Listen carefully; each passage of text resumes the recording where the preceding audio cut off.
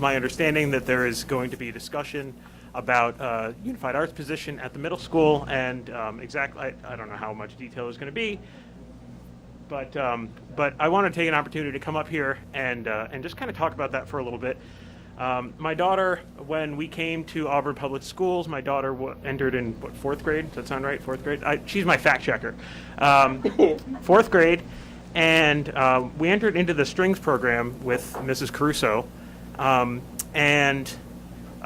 you know what? This is a school thing, so I'm going to ask for, can everybody raise their hand if they've ever seen Mr. Myers or Mrs. Caruso somehow manage to lead a group of like 100 children? None of the school committee has seen this in person? Oh, you want? Oh, yeah, absolutely. A show of hands? Yeah, absolutely. Several times, yes. It's it is remarkable. It is incredible, and it's beautiful. Unfortunately, the reality has been that there has not been an opportunity to continue the strings program at the middle school. My family is very fortunate. My daughter has taken what she has learned from the strings program at the middle school, and she's actually in the Worcester Youth Philharmonic Orchestra playing violin. And we got to go to their concert on Sunday, and it was beautiful. It literally brings tears to my eyes to sit in my living room and hear my daughter playing classical violin. And there is no way that she would have been doing that if she didn't have the opportunity to learn it first at Swiss. And we are very, very fortunate that we have the means to be able to have my daughter participate in that program. But there are many, many families in Auburn that don't have that opportunity. And it's incredibly important to me and to our family that if we can find a way to provide that opportunity for children, that we do. Because we're very, very fortunate that we can do that. And I know there's a lot of families that can't even provide lunch for their children. And yet we're having a conversation potentially today about providing this extra opportunity for our kids. And you know, I mean, this is a season where, could you imagine the Christmas season without music? Could you imagine the Christmas season without hearing strings and harps and violins and cellos and all of those things that make the beautiful music that we listen to every single day, especially in this holiday season? And if we don't invest in our children and teach them how to do these things, then we're not going to hear it from adults. And so I think it's incredibly important, and that's why I'm here, and I bet you that's why a lot of these people are here too. Thank you very much. Thank you. Are there any other comments? Young man. Yep, go ahead. Jump on up. Oh, I'm sorry. Excuse me. He had his hand up, that's all. No. Go ahead. You're fine. I just didn't want him to be ignored, that's all. No worries. So, hello. Thank you for having me here. My name's Chris Finan, and I have two children who, if it wasn't for, I think, Mrs. Caruso, wouldn't have found their love of the violin. You know, it's amazing. I think that, unfortunately, in our country, it's always the fine arts that get cut first, and I think it gets cut to our detriment. I think, you know, when we're looking at budgets, we look at things like, we need to hit a certain number, but that really doesn't help us to prepare our kids for life. You know, I drive by the beautiful high school that we've built and the football field, and I think to myself all the wonderful opportunities that are present there for the kids to, you know, really show and display their wonderful skills as athletes, team members, things like that. And you just see how important it is for the kids to participate in sports together. And I think one of the things that I loved about seeing my son play violin with Mrs. Caruso was he was in a team of sorts, not an athletic team, but certainly in a arts-based type team where he could share his love of music with other young people his age. And it really gave him an opportunity to, just like the athletes on the football field or on the baseball diamond, it gave him an opportunity to demonstrate and to show his skill. And it really made him very, very proud of all his hard work, which he should be. Now, we've been lucky to have the means to actually have our sons continue with the violin, but unfortunately they aren't in an orchestra, so they just sort of play on their own, which is kind of isolating. You know, if you can imagine trying to play football by yourself or baseball by yourself. you probably would get pretty good at throwing the ball, but maybe not so much throwing the ball to another person. You know, and then there's a you know, a real skill in learning to play and to cooperate with others. It goes well beyond just the beauty and majesty of the music, but it really teaches our kids to learn to work cooperatively with one another and to draw upon the strengths and skills of one another. And I think that that's something that's really, really important. You know, I really would hope that we take a long look at this and do the right thing for our kids and for our community. The reality is that our children are going to go out into a world where what we do now is going to determine their future financial and other success. And I think having a robust fine arts department with an orchestra is a really crucial part of education. And yeah, so thank you for the time, and I appreciate you taking the time to listen and to think about it. Thank you. Thank you.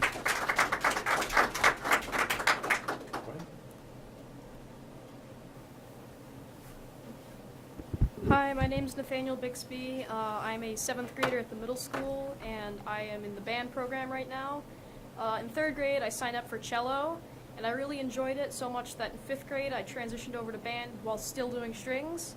And I was actually in the group that chose to do strings when I moved to the middle school, because at that time, Mrs. Crusoe was still teaching kind of voluntarily at the middle school for the students that were going from Swiss to the middle school that still wanted to do strings. And that year there were just too many people that wanted to continue that it just got cut. And it was kind of heartbreaking to join into that Zoom and someone say, sorry, the choice you made, we can't do it because the program is now terminated. And Mr. Myers said this one day in class, that it's hard to talk to all the students and parents that are transitioning from Swiss to say, hey, the instrument you've been playing for the past 3 years, you can't do it anymore. So you have to choose between chorus or band or just general music, which some people might not want to do. They might want to continue with what they're doing. And it always makes me feel better when I can do something on an instrument and play it well, because it feels like all the hours you spent practicing coming together, it just culminates into one moment that just kind of feels like when you're eating a piece of chocolate and it just melts in your mouth. It's very satisfying. And when you do it with other people, it makes it so much better. And instead of just doing it on your own, I think it'd be great if the program was brought back to the entire district so that people can continue doing what they enjoy.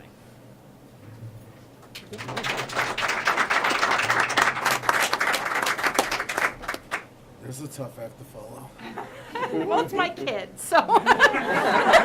I'm Jacqueline Bixby, I'm Nathaniel's mom, and I just wanted to follow up on that. I mean, it was very heartbreaking when he got off the Zoom with Mrs. Caruso, hearing that the strings program wasn't going to continue. And I know he was really hoping to be able to continue that. And he is thriving in band, and he absolutely loves it. But it really would have been great for him to continue. And Nathaniel also has a younger sister, Josie, who's in 3rd grade this year, and she has followed in her brother's footsteps and is playing the cello this year. And I know as parents, my wife and I would be thrilled if she didn't have to have that same feeling that he had when she gets to the middle school, to not be able to continue. And just on a personal note, you know I feel any time spent on music education is never a waste of time. And I've continued, I loved music. I loved my music teachers. And even as an adult, I've gone back to singing as a hobby. So I just think it just can do so much good, and I've seen it do so much good for both of my kids. So I really appreciate you taking the time to consider supporting this. Thanks.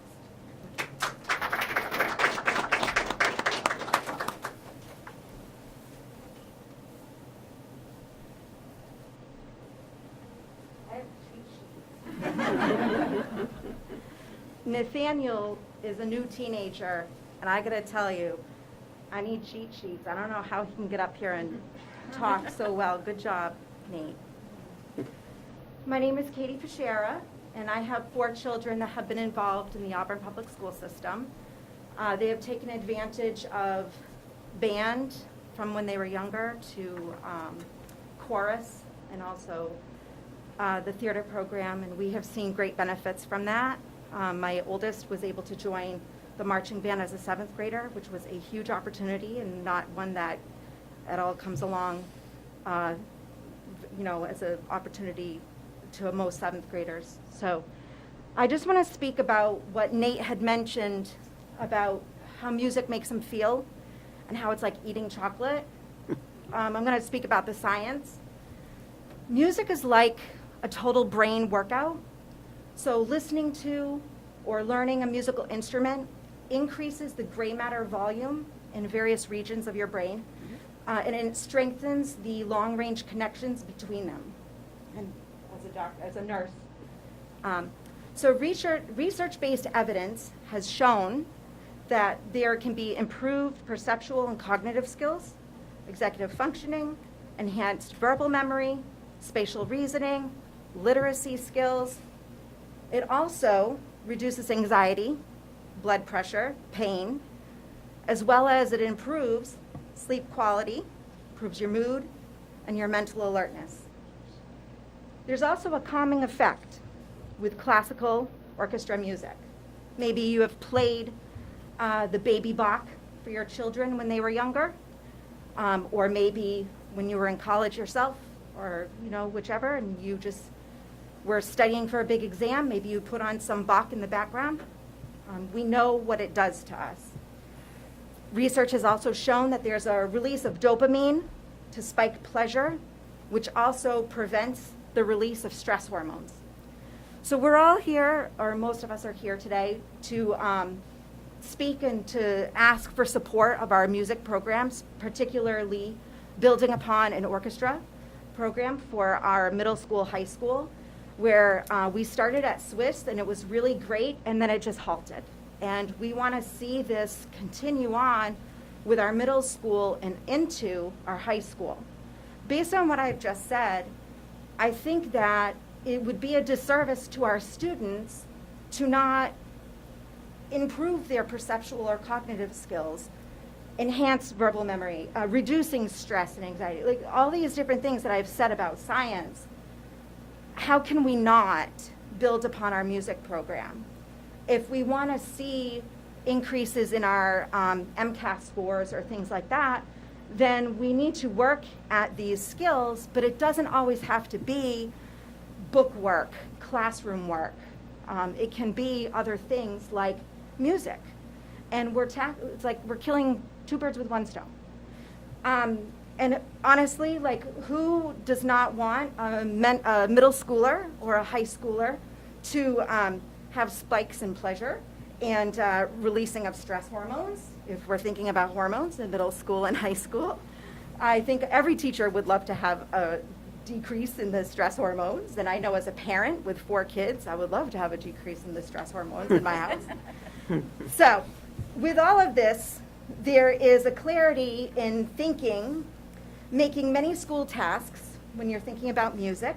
There's a clarity in the thinking, and it makes many school tasks such as studying, essay writing, it's more successful for the student and also more enjoyable.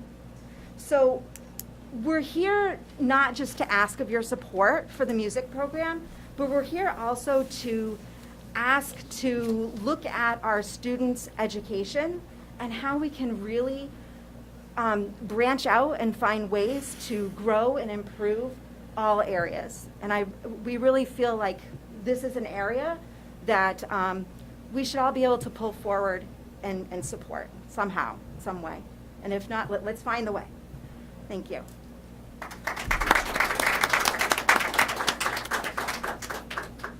Go ahead. I'm sorry.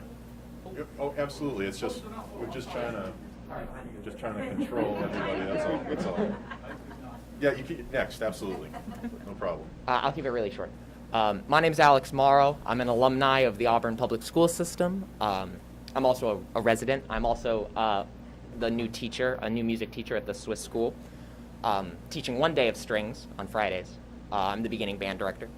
Anecdotally, I picked up violin when I was in, I think, 4th grade. I saw the high school production of Fiddler on the Roof. I think it was 2007.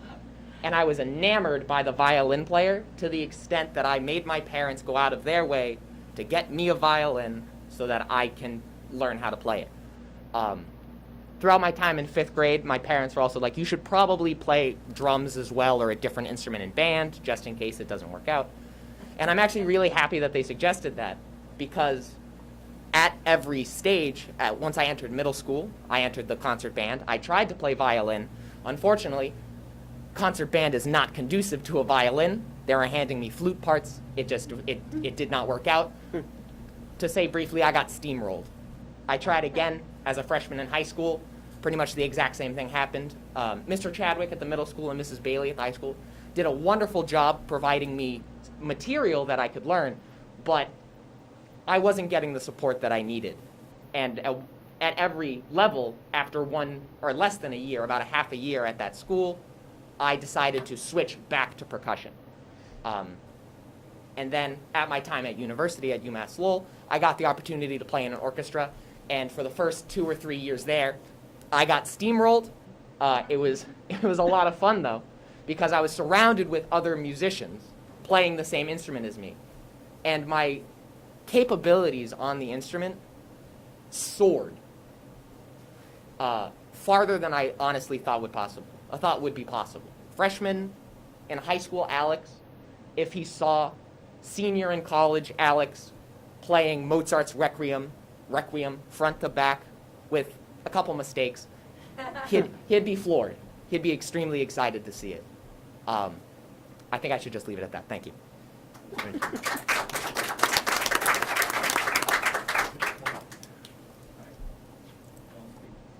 Yeah, come on up. Oh, yeah, come right up, yeah. We don't want you to be shortchanged. I don't have a PowerPoint, but. That's I'll, okay. Don't worry about it. Yeah, I have 2 boys. One is is 5 years old, and he is in kindergarten. That's with, and the other one is 9 years old, who is at Swiss. And the 9 years old, Aiden, he is part of the string class with the cello. And we have a couple of, discussions about it, and he really loves it. And I've never seen him that happy to wake up that early in the morning and without a fuzz or anything, because it's so hard to shake him in the morning and wake him up or other days. But for that day, he goes on Tuesdays. He goes to bed very early because he's going to wake up early for that class and he cannot wait. Now, he's a little bit sad because, we could tell him that, the class or the committee has decided not to go or not to continue with it. But he continues with the violin privately, of course, and the piano, the little one with the violin as well. But I've never seen him to go in any of those classes that early and happy just to have that. I would say that Mr. Caruso, she's doing a great job, and the reason that the kids love it because the way she's introducing them, and it's something. Everything else is covered by the parents earlier, and let's not forget that Auburn has been one of a great examples around here in Worcester County, and putting the music there actually, the string in very early age. It will bring out and upon to see the talents and what potential our city can have, and it's a great actually example for others to have it. So it evolves and it expands our I don't know how to put it, but it'll make it a better and more competitive with other, schools in higher ranks, and I think Auburn is doing a great job so far on that. And It's a sign over there that says Auburn Public Schools excellent in education by putting students first. So I believe we here are all because your students and our kids are happy with that. And we would really love to have that as a class in very early stages. It will be very helpful. And that's all I would say. Thank you. Yeah, Thank you very thanks. much.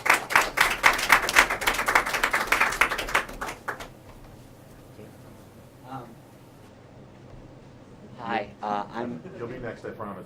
Oh, sorry, I did some. I wasn't going to speak, but I just had a couple of things I wanted to say. Colin Myers, I'm the band director of the middle school. I just wanted to kind of put it in a different perspective, and the way I typically look at it, and is if you had a middle school sports team, football, lacrosse, you name it, field hockey, and you had that team at the middle school, and then you didn't have it at the high school. It makes no sense at all. And you start to question, how long is that middle school team actually going to be viable, knowing that there isn't a continuation there. And so students start at Swiss, and they get to 6th grade, and it is true. I have those conversations every year for the past couple years, saying, I'm really sorry. The instrument that you love is not something that we offer here at the middle school. And so here's a couple options, and but it's a very difficult conversation to have with both students and parents, and that's essentially what it boils down to.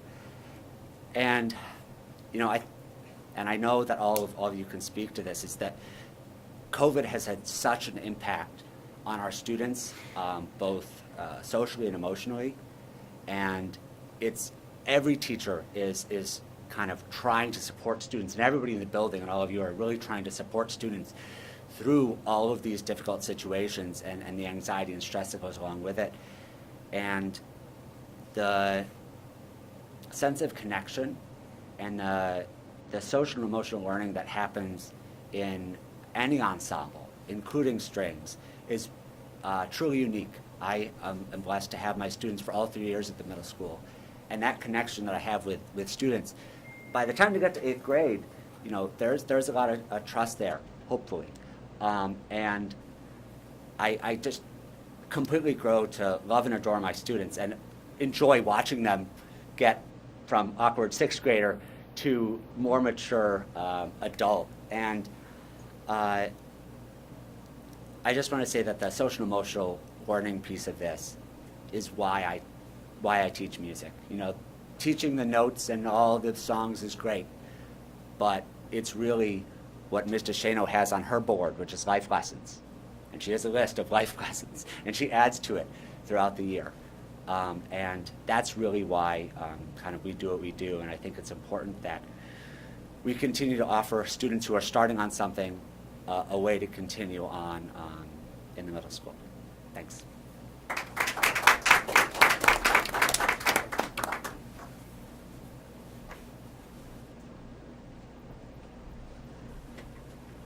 Hello, I'm Erica Briesacker. My son Tobin was in strings starting in Swiss and really wanting to go into middle school.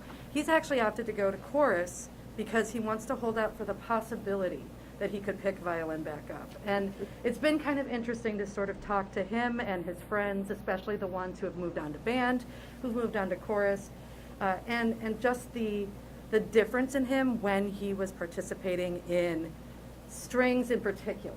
And I'm not saying that it's different than band and it's not different than chorus. It all teaches some of the same things.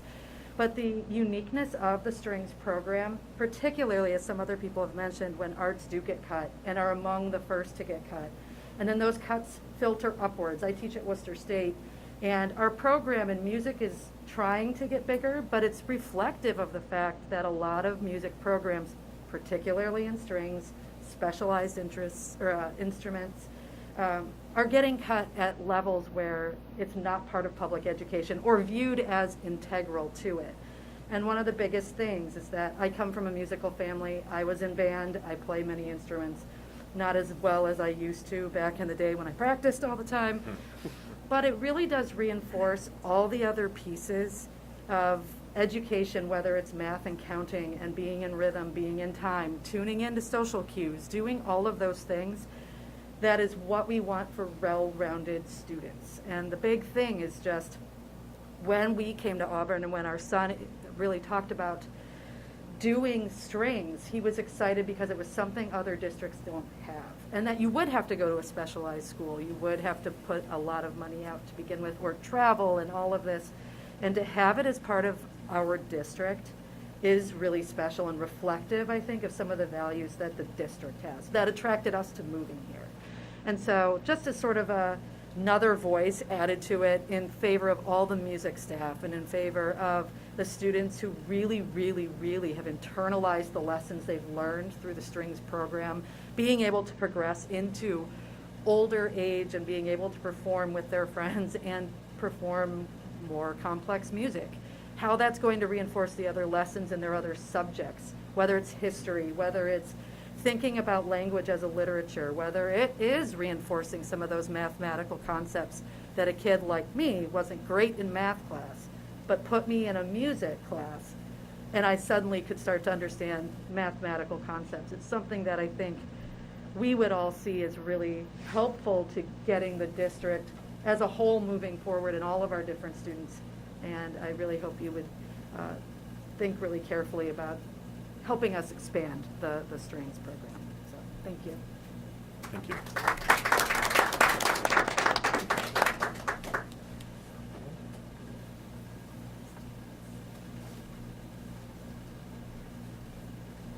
Hi there, my name is Can Claire. you just speak into the microphone nice and loud, sorry. okay? There you go. Hi there, my name is Claire Smith.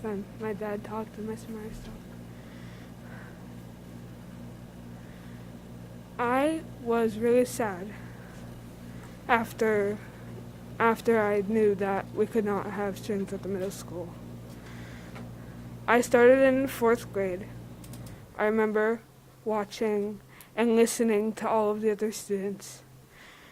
I love watching people learn and having that light bulb moment when you figure out a fingering or like how to draw the bow correctly. It's so like satisfying to watch. In 5th grade, I saw band as another opportunity to learn music, and I went for it. I chose percussion, and I just want to say the first time I walked into the middle school band room and I saw all of the instruments set up, I was so happy, and I was like, oh my gosh, people love music.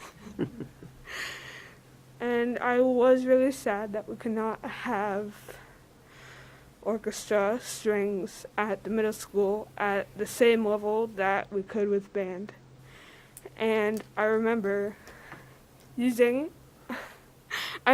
us string players using our time that we could have used to done homework or talk to our friends or text our friends that weren't going to the same school. I remember going down to the band room just so I could play violin with my fellow peers.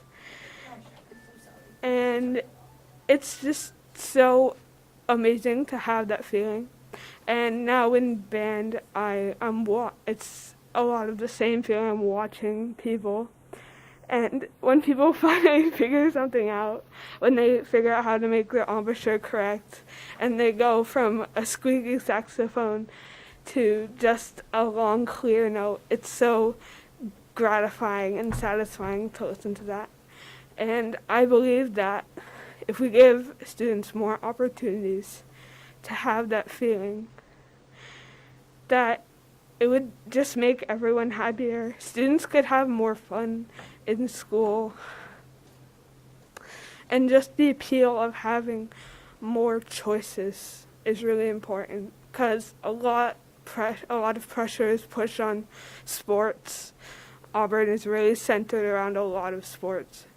But music is also very important, like everyone else has said. And I believe that we can have that at the same level, and that it would be really gratifying to a lot of people. And students, teachers, I'm sure that, like Mr. Myers can attest to the same things that I am saying, but I think it would be really satisfying to a lot of people if they can have this opportunity. Thank you.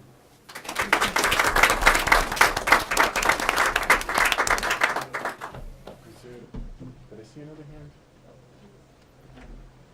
Okay, yep, you're up.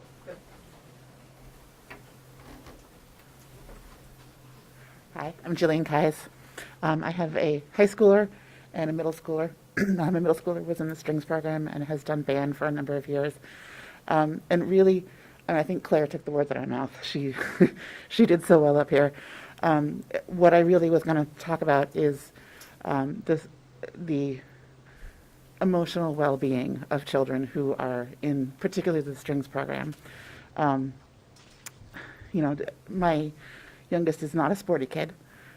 Playing sports for him is anxiety producing. And we do have a lot of sports in Auburn, and it's great for a lot of kids, but it's not great for everybody.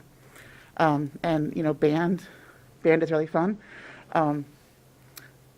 But I was in the Swiss one day when Dr. Lopez came in and said, I thought there was something wrong with my printer. And then I realized it's just the band practicing. And, very early on, it's pretty bad. And, if you've been in school all day, you really don't want to, even as a kid, you don't want to hear that. That's not going to reduce your anxiety. Strings is really the one thing that I have seen my kid be excited to go to and come home more relaxed and just lighter. So in particular, I really hope we do continue with the strings program in the district. I think it's going to be good for the kids who just don't find their niche elsewhere. Thank you. Thank you.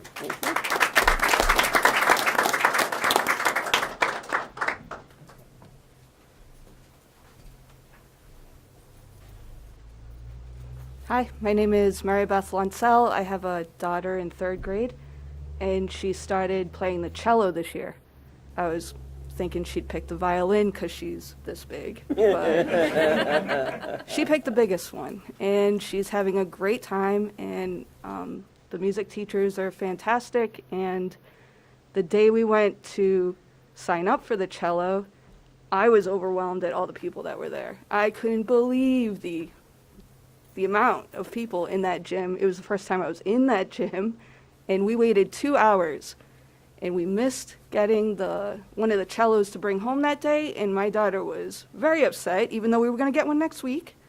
But she got her cello, and now every Wednesday she's very excited to go to that class, and I just hope that she's able to have the opportunity to continue into the middle school. Thank you.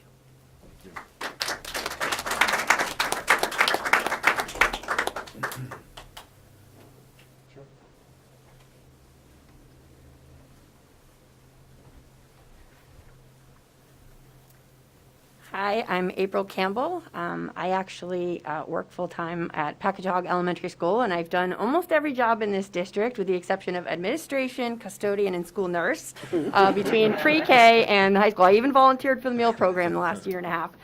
I am coming to you as a kid who was very awkward when I was young. We moved a lot when I was a kid, and that was hard, but I had a gift. I was a professional actress when I was a kid. And that was something that at school was not really, there wasn't a place for that when you were in elementary school or what have you. And when I got to 5th grade, there was band. And I started to play the flute. And then I got to middle school. And they had, I feel very blessed. I did the rest of my growing up after moving around a lot in a town that had, in middle school, we had a band. There was a chorus. There was a select chorus. There was a jazz band. There was an orchestra. And I, as a very tiny kid, played the bass violin because somebody had to do it. I was always one of those kids, somebody had to do it, and I had to stand on the riser behind it to be able to reach the thing. But I did it. And then I tried the bass guitar because I tried the bass violin, and somebody had to do it. And then by the time I got to high school, it turned out I was pretty good at things like music, and I got the chance to do things like band. I had a similarly sized school to here in Auburn, and we had almost 300 kids in our band.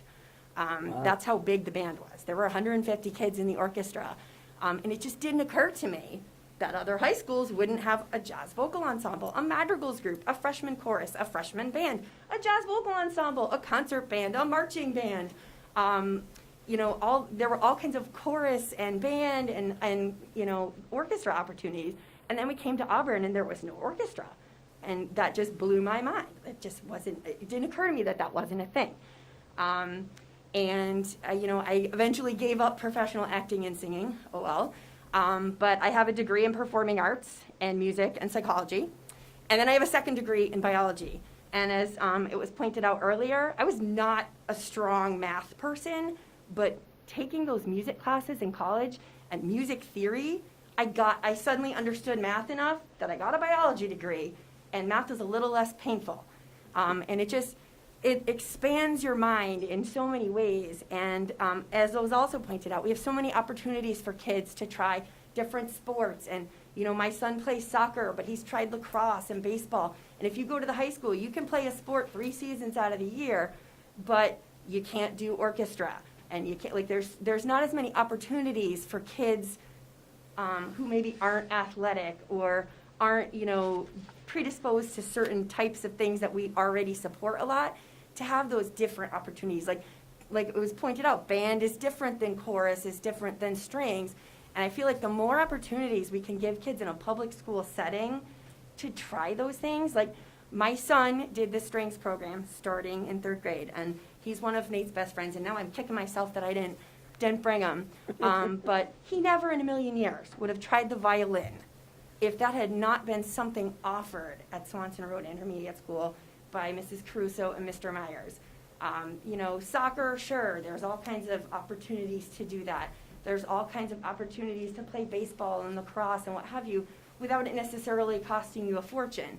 But, we're not a family that really has the means to, private lessons, for the violin or the flute or anything like that. And honestly, I don't think it would have occurred to my son in a million years, I'm going to try the violin. I just don't think that would have happened. And he tried the violin in 3rd grade, and he loved it. And same thing, my kid has to be physically lifted out of bed in 7th grade every day. God love him, he will set 3 alarms, and I physically lift him out of bed every morning. I'm going to have to hire somebody when he goes to college. But he got out of bed for strings, up early in the morning, and he went to strings, and he loved it. And his heart was broken when it wasn't going to be something he could do in 6th grade. And he picked up the flute in 5th grade because he was like, hey, I like this orchestra thing. I'm going to try the flute. And so he's still playing the flute, and maybe someday he'll get my really expensive Jupiter, but, we're not there yet. But Mr. Myers helped instill that love of, band continuing for him in middle school, but he would love the opportunity to pick up that violin again and not just play by himself in his room, but exactly to play as a team with friends, to want to be better because he doesn't want to be bringing the violin section down or what have you. And, he excels in things like math and soccer and what have you, and he's maybe never going to be the best violin or flute player in the world, but that is a side of him that never would have happened without the chance to do that at public school. And, for me as a kid, that was my chance to shine in public school. It was a chance for me to say, hey, look, I'm good at something that's not, maybe what the popular kids are doing or whatever, and, increase your confidence to the point where you're like, oh, I am a popular kid. And I feel like that's so good for these kids to expand their minds. It's not just math. It's not just science. When I work in the schools and I see some kids that struggle in a classroom to sit still, that struggle to read, what have you, and then they go to music class and they're dancing and they're having a great time, and that may be the only time in their day when they feel good about themselves as a student because the rest of it is such a struggle. And that's just a chance for them to bloom and grow. And then they get to those older grades and they have opportunities to get more specific with their passions and try the violin, try the flute. And that's, again, not something that a lot of these kids are going to have a chance to do if we don't give them that opportunity in a safe setting that's not costing them a lot of money, that their peers are doing with them, versus I'm on YouTube trying to learn these things on my own. And I feel like it would be a real gift to these students in the midst of all this craziness, to have that chance to do something that's maybe a little, in their minds, less traditional school stuff. So I feel like my kid has really benefited from it, and he's, really enjoyed blooming and growing with his friends that have done it. And I'm really proud of these kids standing up here today, and I think that's part of where they get that courage, is these kinds of programs. So I'd really like to see us support that as much as we support a science or a math or a reading. We have intervention groups. This is an intervention group. This is a way to help these kids' minds and bodies and spirits grow. So I hope we can put it back in place. So thank you.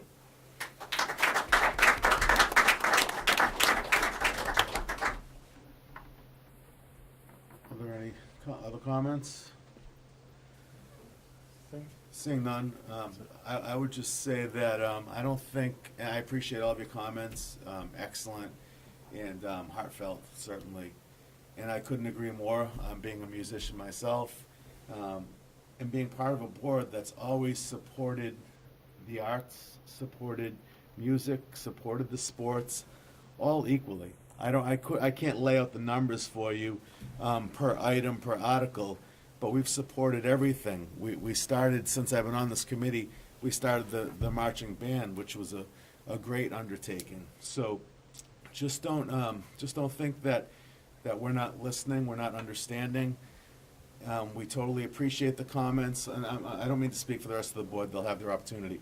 But I will say that in the past couple of years, our main concern, well, almost a couple of years, has been keeping students and teachers in the school or getting them back into the school.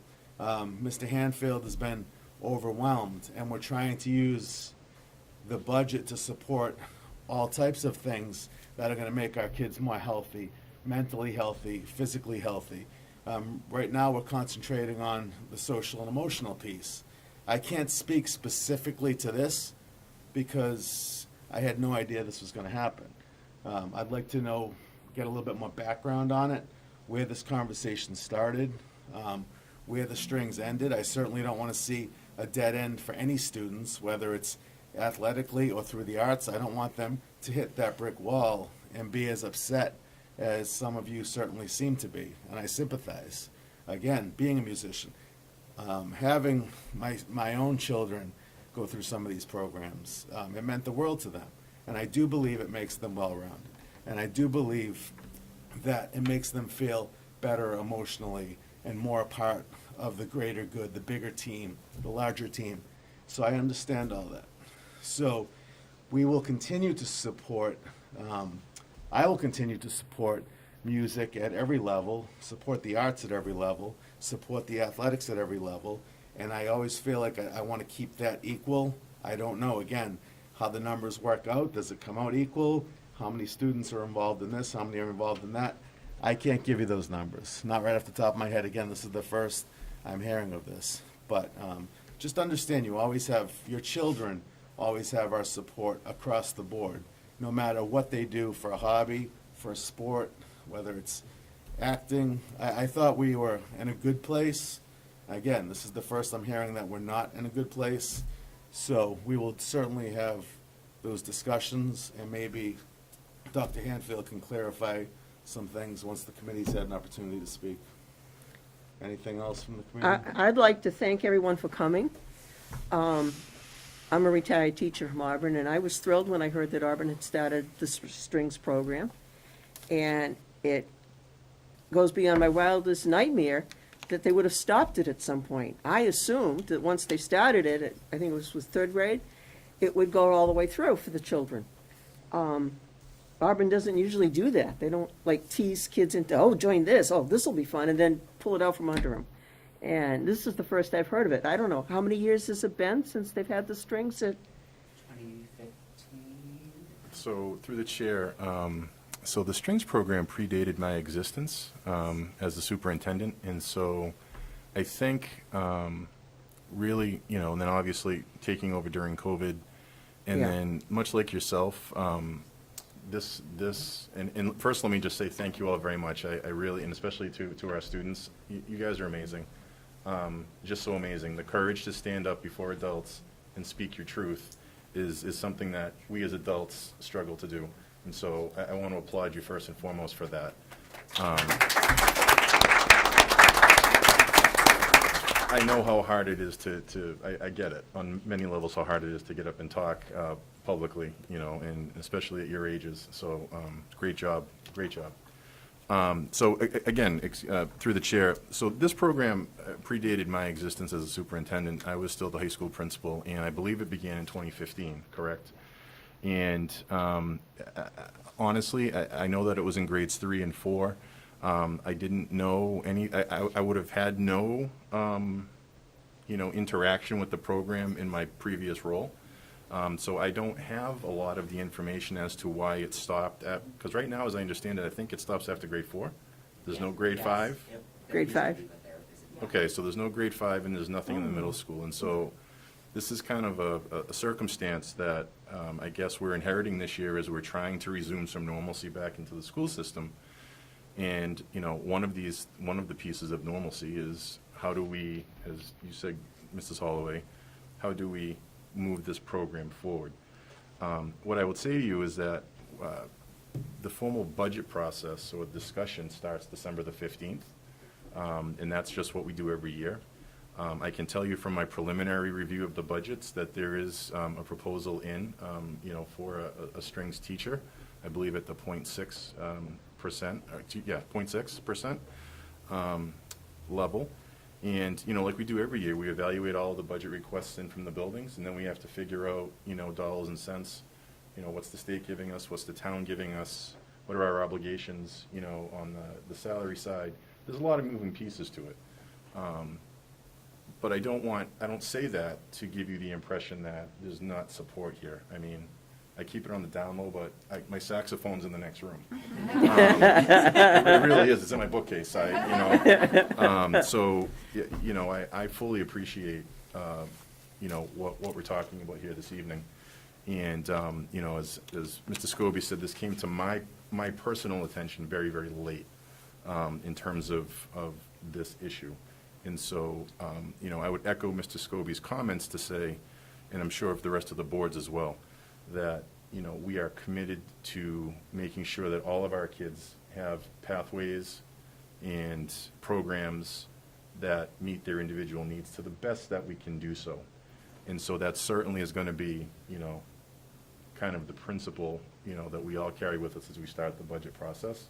It really would be premature of me to comment on it further at this point, only because we have a process and a procedure that we need to go through. But I just need you to know you've been heard loud and clear. I think on behalf of all of us, yeah, we support you 1,000%, and we support what it is we're trying to do.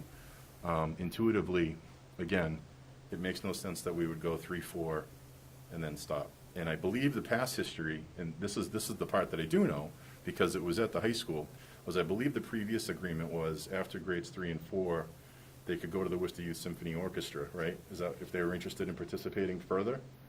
They made an agreement, if I can speak. Sure, absolutely, yeah. They made an agreement to offer some reduced tuition rates for Auburn students. Because we were in exchange for the use of the building. And yeah. They weren't, I think there was 10, and they were very rarely taken because students weren't at that level where they could audition and make it. Yeah, because it's a pretty high level, I get it. When you came forward with the proposal, again, this was before you were superintendent, we came forward with a proposal to start this. And sure. The idea was, if we're not going to get the middle school position, sure, we won't start, right? Like, there's no point. Right, sure. So we'll, and then it's absolutely sure, and then it just didn't happen. Sure. So, yeah, I understand. Yeah, I appreciate. Yeah, and I appreciate it. And I appreciate what everybody's saying. I just want to add, with the move, I can't speak. That's It okay. does honor that agreement. Yes. So that's still. So it's still on the table. So it's still is. okay. Good to know. Okay. I don't know what the number is. She's only one person. I believe it's 10, but I think we've only had a couple of students take advantage of it because Who've met the level of they're not there. of expertise? Yeah, I understand. Okay, if we're gonna have any more comments from the citizens, I'm just gonna ask that you go up to the microphone so the people at home can get both sides of the conversation instead of thinking that Dr. Hanfield's talking to himself. I was Which doing may that- or I was may doing not that have long happened. before tonight, so don't worry about it. If he But anyway, drags out the saxophone, we're in trouble. That being said, I just have one question. Is this the first official or formal conversation that you've had about this, Dr. Hanfield? This is the first formal, let's sit down and talk about this conversation. Okay, well, And so. that's a little bit, to me, that's a little bit upside down. Not to say I don't appreciate No, all of your and I- comments. no, and yeah, You are I- welcomed here. Every meeting, it's usually empty. I Yeah, welcome no. you for any meeting you want to come up to, but that just seems a little bit, I don't know. No, it is, but that's, and I, through the chair, and I agree with you, but that's immaterial, like, that doesn't bother me. I mean, this conversation, you know, whether it happened December 1st, or, you know, as long as it's happening before we start the budget season is really what's important. You know, you obviously prefer to be kind of prepared for it before you walk into it, but, you know, it's not like we're not, you know, able to, you know, to have this conversation, so, no, Katie, if you'd like to just step up there to speak. I'm just going to ask that you keep it brief. It's usually 3 minutes per person, and if everyone goes up twice, we could be here for a while. I think that that's the point. Like, we know that the budget is coming up, and time is, you know, like, we need to be aware of time. And so with COVID, it kind of like abruptly stopped a lot of things. Sure. So we're still kind of getting back into it, and even with music and chorus especially, like COVID with like singing or doing like the flute, there's like, I mean, we're here talking in masks. So this is why we're, you know, the timing is kind of wonky. So we wanted to come and bring forth as much information as we can, so that you guys, as you discuss and review things, you can have the best information from the kids' point of view, from our point of view, that we can. Understood. Thank you. Thank you. Well, and through the chair, I just want to say thanks also for coming in. I love it when people come in to speak to us. This is also the first that I'm hearing of it, literally as I sat down.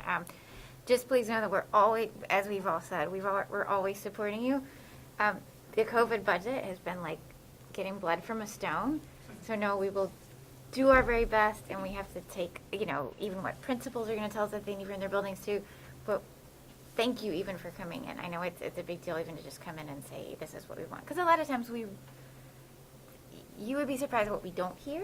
And that's not even because of anyone's run, you know, I mean, some of us don't even have kids in some of those schools. So we just really appreciate it. And please feel free to always come in and reach out as well.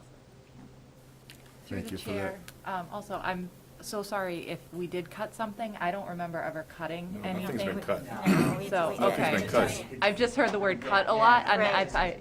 it's been Yeah. a long 2 years, so maybe. Okay, good. So that makes me feel better that we didn't cut any program. I know my nephew, he's a 6th grader at the middle school, and he's constantly playing The Simpsons on his clarinet. I actually brought him to pick up his clarinet. And he's the kid who, you know, he's probably not going to be big into sports and needs to find his niche, and he found it in the clarinet this year, his favorite part of his first year at middle school. So I get that, but I just wanted to apologize, but I'm glad to hear I don't have to, that we didn't cut anything. Okay, thank you. No, through the chair, I think the best description is probably it's a program that's in transition, and we need to kind of find a way to keep moving this forward, and you know, I mean, starting in 2015, Yeah. Yeah. you know, I mean, it's now going to be 2022, you know, I mean, it's 7 years is a long time, so. Dr. Hanfield, what department head will be having this in their budget? So that will be the co-directors of Fine Arts and Music, so that'll be Miss Bailey and Mrs. Garrow. Oh. So they'll be able to, they'll be speaking to it on the 15th of December. Okay. Well, that'd be good. Any other comments? Yeah, just one quick comment. Thank you. I'll reiterate what everyone else said, but thank you all for coming. It does mean a lot, especially hearing from the kids in the unfortunate circumstances that they had to stop doing something they loved. I've been on the committee 7 or 8 years, and I'm thinking back while everyone's talking, like, I know we didn't cut anything. Like, we would never cut, you know, especially before COVID, when our budgets were healthy and robust. So I think it was kind of a trade-off where it was strings are going to stop at 4th grade, but then the Worcester Orchestra kicks in, and I guess it was my assumption that it wasn't as difficult to participate in that as it really is. I agree. So, That was never presented to us. yeah, that never came across as being an impossibility when you have my daughter, both my kids were part of the strings, and there were so many kids. I mean, falling off the stage during their big debut, at the high school. So, I think it's something we definitely need to talk about and revisit and look at again, especially if that Worcester Orchestra is not really working out the way it was portrayed it was going to work out. So, but thank you all very much for coming. Is that all? Okay, well, I appreciate you coming in. You're welcome to stay for the meeting, but if you stay for this one, you have to stay for all of them. And you're not gonna like that. I don't think you're gonna It wanna tends stay. to get very boring when we don't have company. But thank you But again. thank you all. We will certainly take all of that into consideration, especially what the youngsters had to say. That was awesome.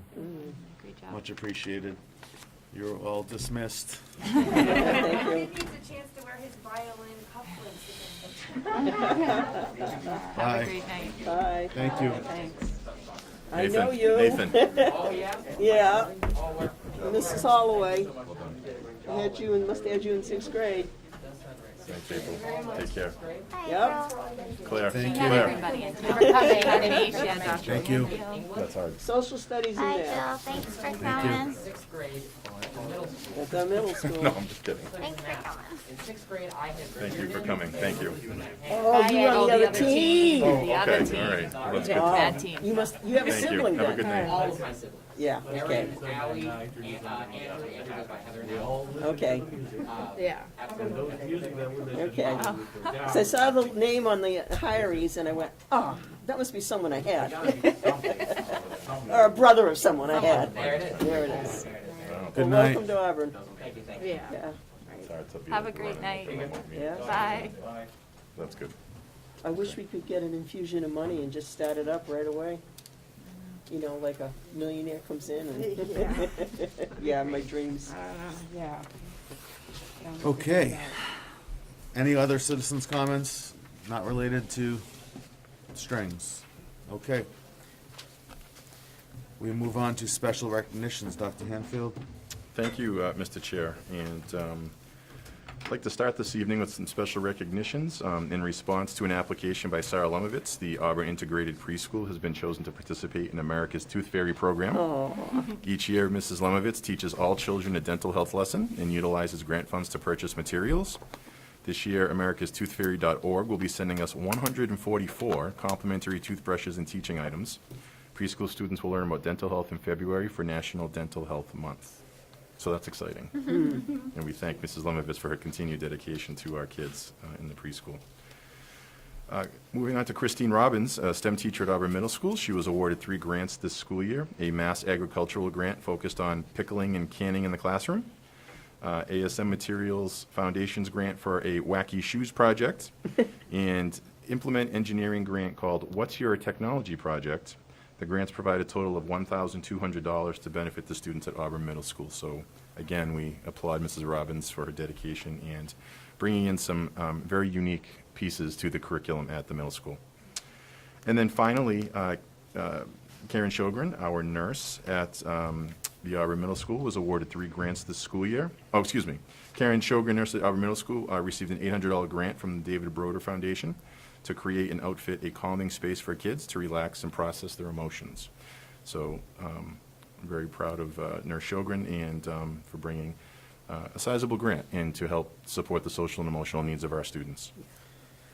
It's great that with everything that's going on in our schools, trying to keep the kids healthy, trying to keep them in the buildings, trying to keep them in their seats, trying to keep everyone, mentally stable and emotionally well, that the teachers, leadership, all of our staff continue to try to do the little bit extra that's going to help the students out, and It's much appreciated. I mean, that just goes to show you the dedication. They just continue. Outside of their, you know, their regular hours, they're working on grants, they're working on getting toothbrushes. It runs the gamut, the things that they do behind the scenes that they're never recognized for. So I just like to take this opportunity to thank our entire staff, from the top down, or from the bottom up. I'm sorry. Perhaps the bottom up.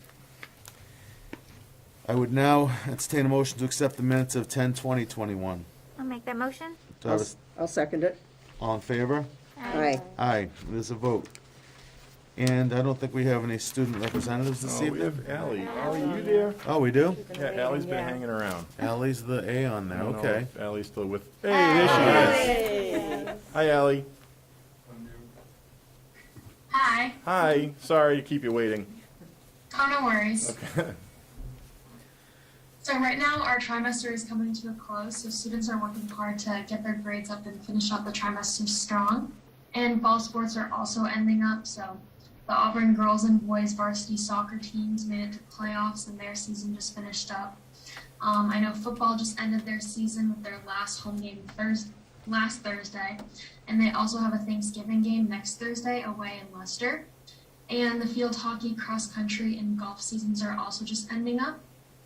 This Saturday and Sunday, the class of 2023 is hosting a community-wide leaf rig. So they volunteered to rig people's leaves across the town of Auburn free of charge, just to help some people out. Next week, Student Council is hosting a breakfast appreciation for the teachers, just as a way to thank them for their efforts and hard work in a tough school year. And Student Council has also put together Spirit Days for next week, for our shortened week before break. So we have Pajama Day on Monday, Fall Attire on Tuesday, and Auburn Day on Wednesday. Excellent. Wow, you were very prepared. Any questions for Ally? Thank you. Ally, even if someone is reasonably or somewhat healthy like myself, could I still have my leaves taken care of? Or is that just for of people course. that, okay, just wondering. Because I'm getting tired of them. I've already done them once and I don't feel like doing them a second time. So maybe I'll reach out. Just have to make a donation. Excuse me? It's just a suggested donation. Oh, I still have to pay? That's fine. You As long don't as it's have going to. to a good cause.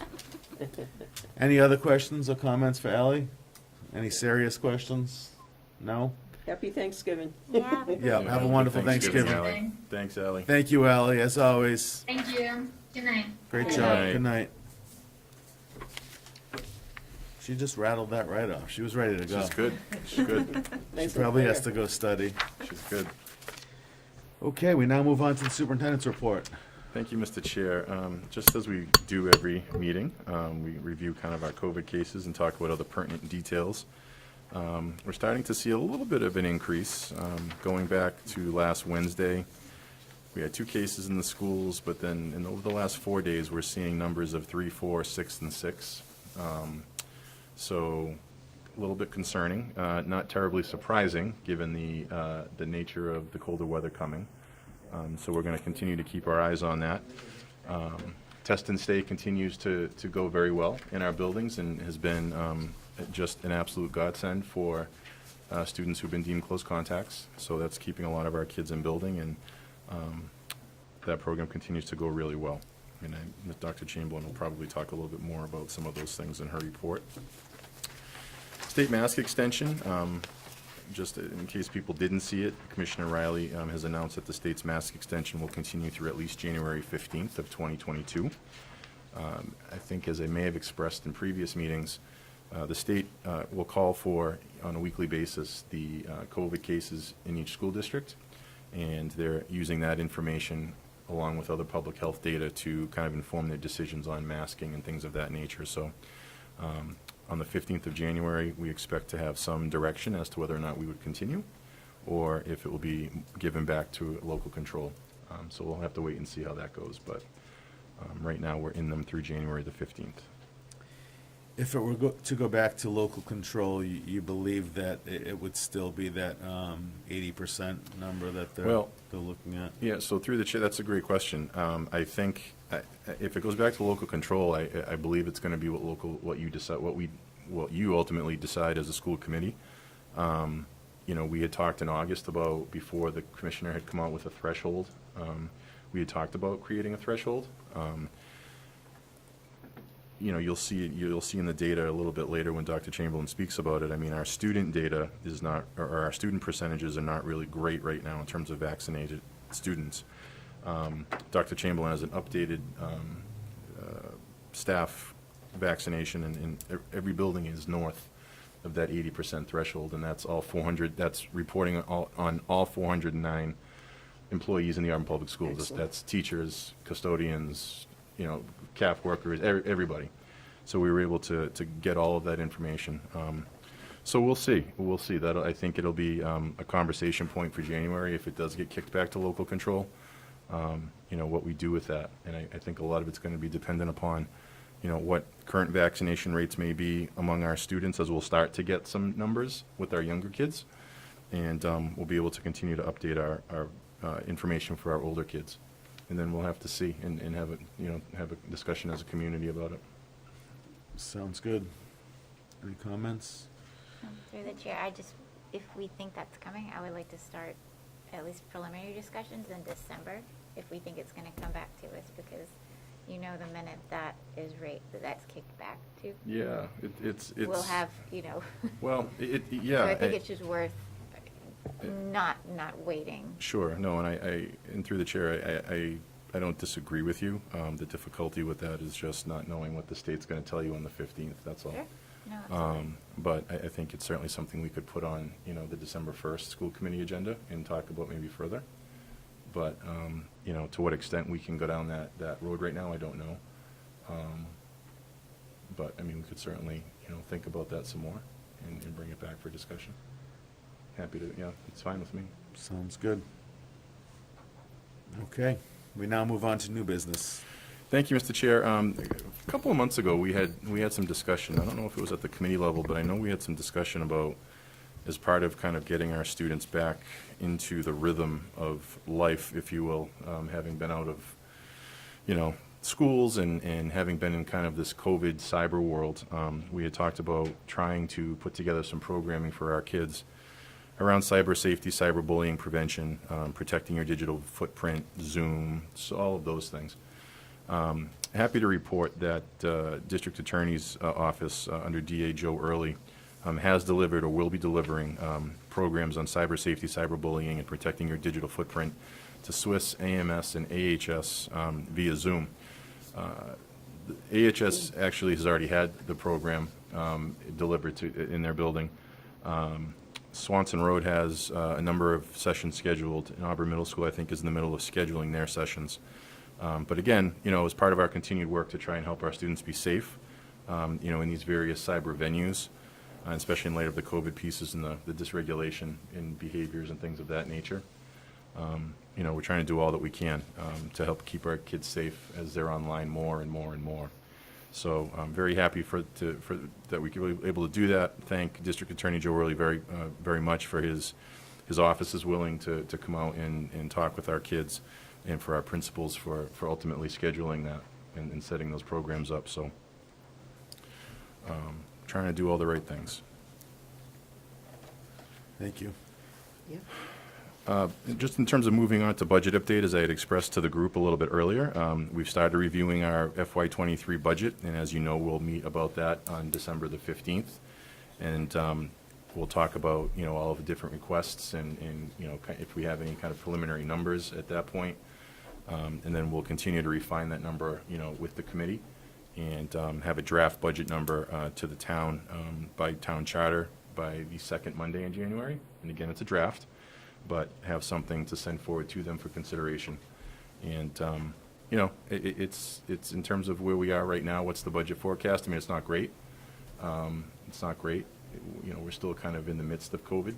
As much as we thought we would be past kind of the COVID bubble, we all know that we're far from it, and that this year has been just as difficult, you know, if not more so, than last year. So, as a old friend of mine used to say, it's a long way to May, in terms of, you know, that May finish line for getting a budget across. May, what's In that? Town Hall, I know, to town meeting. It's a long way to May, but we're going to start the run in a couple of weeks, you know, to get to May. So we will, as always, bring you presentations that are geared to our strategic plan, and will be, I think, will exemplify our commitment, you know, to all programs for kids, and doing our very best, you know, with what we have for resources. So look forward to those presentations in 2 weeks. Sounds great. And Nice. that's it from the superintendent's chair. All right. For this evening. Nice work. Thank you. Katie, you trying to go to the podium again? No? Good night. Good night. You're welcome. Bye, Katie. All right. I thought she was going to steal your spot, Dr. Chamberlain. We now move on to teaching and learning. Thank you very much. Hard to follow some of those kids in their eloquence as they spoke. But just to share with you, what's exciting about this year, and we did a lot of work and a lot of teaching and learning last year, but really the vibe in the schools feels a lot more normal this year, right, which is awesome. And we're continuing to put added emphasis on offering professional development for our teachers. And so one of the options I've gone back to is a Padlet. It's like a newsletter called Words from West. And in that, you know, I'm trying to provide teachers options, self-paced options, options outside of the school day, free options, very high-quality options, to get things for PDPs around English language learners, special education, those kind of things. So I sent one out recently. It was very well received. And I've coupled that now with some information I received based on how anxiety presents in kids in schools. And I put that together in a similar format. It was a training I kind of stumbled upon last minute and said, oh, I've heard of this Jessica Minahan who wrote a book called The Behavior Code. So I'm going to go, because it was like one of those days I could do it. It was virtual. And the information that came out of it was tremendous. And so I took all kinds of notes, credited her with all the information, sent it out to staff, and I will tell you that the response I received back from staff was overwhelming. Appreciative of the information. A couple of folks are doing a follow-up training with her. So a lot of good stuff happening, a lot of things that are different than before, but nonetheless, we're learning a lot, right, about how we can connect with kids and what they really need by improving our own practice. So that's been exciting to be back really having those conversations about things. Moving on to the vaccination reporting, I did share with you a separate sheet, which is updated as of today. When this first went to press last week, I didn't have all of the results in yet, but happy to report that all of our schools are at or above 80% vaccination rate for staff. As Dr. Hanfield said, all staff. Cafeteria, custodians, that includes everyone. So some results continue to trickle in, but none that were going to change any of these figures, so I didn't include them, but that's exciting. And really good news, I think. Through the chair, when I looked through our notes, even just from last week, I like shrieked. My husband thought there's a bug in the kitchen or something. I'm so relieved that that's kind of more that we're there than where we thought we were. Yeah. So that's fantastic. Thank you for pulling all that together. So it's like, you know, it's just everybody's busy, right? So getting folks to just, we knew the numbers were higher, it was just getting them to tell us, Great. really. So Well, thank that's you great. thank you for doing the legwork to It's good. pull the teeth. And then, you know, we all know now, right, our youngest kids are eligible to be vaccinated. So working with the Board of Health, they're collaborating with the Auburn Pharmacy to try and put a clinic together for vaccinations for kids 5 to 11 years old. I put out a feeler to see how many would be interested, and we're at almost 200 students that would be interested in receiving the vaccine. So I heard from Darlene Coyle today. The order has been placed for the vaccine. The pharmacy doesn't want to schedule the date till they have it, right? Because we all know there are all kinds of shipping issues now, but that's on its way. So I'm hoping it's sooner than later, but a lot of really good interest about that. So that's very exciting. I'll also, sorry, Jesse, go ahead. I'm sorry to interrupt you through the chair. The number for the middle school, do the kids have to have the 2 shots before it counts, or can one shot get them in that percentage Yeah, so that's fully vaccinated, but the thing with the middle school is many of the sixth graders, They're still 11. Or just now. they're just now Right, eligible. my daughter had one, so I didn't know if we sent that into the nurse, like, does Oh, she yeah. count yet? So we're or- gonna wanna, hear that, get to that fully to the second vaccinated one. Okay. point. Yeah, so that doesn't include All right, I'm that. sorry, carry Yeah. on. So I suspect that will Good question, dramatically though. change, right? Yeah. Once Yeah, once I things think get so, rolling. yeah. Yes. So by the new year, maybe. Sorry, go. Just because I have younger kids who have one shot under them, how are we going to get the cards to the nurse? Because I'm guessing they're going to need to see the physical card? Yeah, Or how's so that going to work? what we did with the older folks is we used Zip Slip. Okay. We also told families that if they didn't want to use Zip Slip, they could take a photograph of it and email it into the nurse, to the perfect. school nurse. Or they could bring in a copy if they wanted to do that. So we gave folks options, right? Because it's not always, one doesn't work for everybody, and then we compile that information. Awesome, thank you. Yeah. And I did just late this afternoon learn, and I'll be sending out information, that the town of Auburn is also running a booster clinic for folks looking for their booster shots, as well as their flu vaccines, for anybody in the town of Auburn. So I just got that late today, so we'll send that out so that it gets out there more. But that's another really good option for folks to get what they need.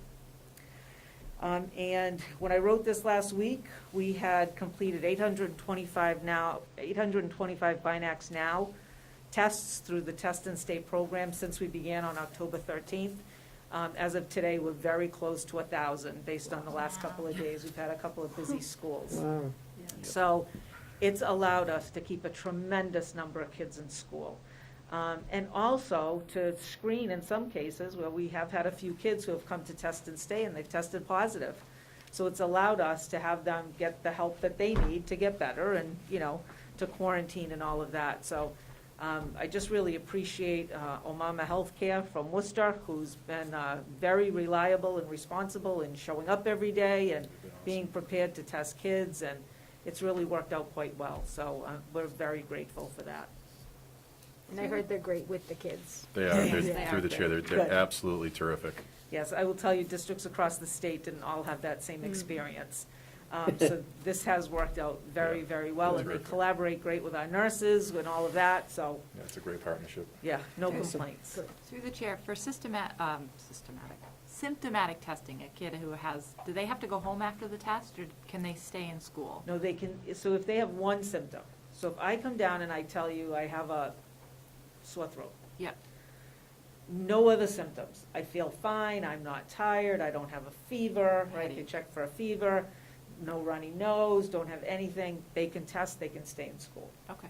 But if there's anything else present, right, no, I have a runny nose and my throat's a little scratchy, then the student has to go home. We don't even put them through Test and Stay at that point. Okay. Then they go home and they have to get a test. Because once there are a couple symptoms present, the likelihood that it could be COVID goes up. Right, so we don't want to take that chance. So based on these numbers, we've had over 800 kids that have been able to stay in school. Correct. Because of Test and Stay. Yeah, well, just know that when you go in because you're a close contact, you test for 5 days. So some of these are Oh, same the kids same getting person? tested for 5 times. Okay. So, yeah, but it's really been great, and it's, I don't know, the teachers are so happy, the testers are good about getting the kids in and out, they're getting them into school in a timely manner, so it's really worked out very Good. well. That's it for tonight. All right, thank you very much. Thank you. Okay, everyone's been looking forward to this, business and financial. Cecilia? Such an exciting topic. Good evening, everyone. I provided in your packet a listing of grants received for the FY22 school year. There are 9 federal grants and 4 private grants, the 4 that Dr. Hanfield spoke of earlier, that have been received to date. The town requires approval of all the grants received by the school department for the current school year, and I'm looking for a vote by the committee to accept the grants as presented. I'll briefly go over the grants themselves a little bit. We've received Title IIA, $44,251, and this is utilized for new teacher mentoring and induction programs, where stipends for mentors and mentor coordinators for our new teachers. The IDA Special Education 240 grant We've received $597,924.